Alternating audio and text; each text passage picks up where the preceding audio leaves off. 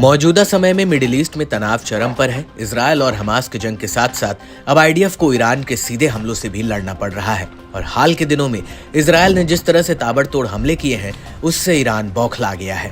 Hezbollah के नेता Hassan Nasrallah की मौत के बाद गुस्से से ईरान लगातार इजरायल पर मिसाइलों की बरसात कर रहा है, जिसके बदले में इजरायली फौज भी हिजबुल्लाह लड़ाकों का माकूल जवाब दे रही है और एक के बाद एक उनके कमांडरों और लीडर्स को ढेर कर रही है।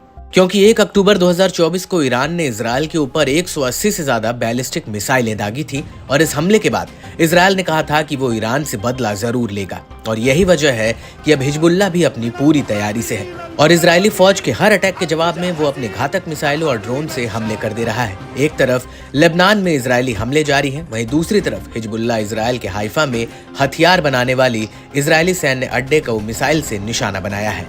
और इस कड़ी में अब हिजबुल्लाह के एक वरिष्ठ अधिकारी ने इजरायल को खुलेआम धमकी दी है और वार्निंग भी। हिजबुल्लाह के मीडिया रिलेशंस ऑफिस के प्रमुख हज मोहम्मद आफीफ ने मीडिया से बात करते हुए कहा, इजरायल के कब्जे वाले फिलिस्तीनी क्षेत्रों के उत्तरी हिस्से में प्रमुख शहरों के खिलाफ लेबनानी प्रतिरोध आंदोलन के जवाबी हमले बस शुरुआत है। हाइफा, सफेद और एकर शहरों पर हमला अभी कुछ भी नहीं है। दुश्मन से हम ये कहना चाहते हैं कि उसने अभी हमारी ताकत का केवल एक छोटा हिस्सा देखा है। प्रतिरोध मजबूत है और लेबनान की रक्षा में शहीद होने के लिए हजारों लड़ाके तैयार हैं। मीडिया से बातचीत के दौरान हज मोहम्मद अफीफ ने इजरायल के रिहायशी इलाकों पर हमले करने की निंदा की और कहा, इजरायली शासन के अत्याचारों को रोकने के लिए वास्तविक कार्रवाई करने में संयुक्त राष्ट्र और अंतर्राष्ट्रीय समुदाय विफल रहे। नागरिकों और अस्पतालों पर हमला करना अपराध जैसा है।